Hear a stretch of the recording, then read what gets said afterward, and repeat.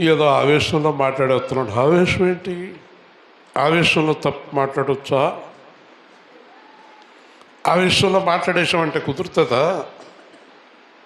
కోపము, ఆగ్రహము మానండి అని ఉంది బైబిల్లో. విపరీతమైన కోపము, పట్టుదల, విమర్శ తట్టుకోలేని బ్రతుకులు. వీళ్ళు ఎవరన్నా విమర్శించుంటే తట్టుకోలేరండి. విమర్శ ముందు అబ్బో అస్సలు విమర్శించడానికి లేదు.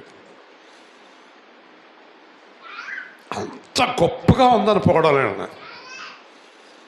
పొగిడితే దగ్గర ఏముందో అది ఇచ్చేస్తారు, ఆస్తి కూడా రాసి ఇచ్చేస్తారు కదండి. ఇలాంటి లక్షణాలన్నీ పాపపు లక్షణాలు, అవినీతి. కాబట్టి నీతి ఫలించున్నట్లు విత్తనం వేయండి.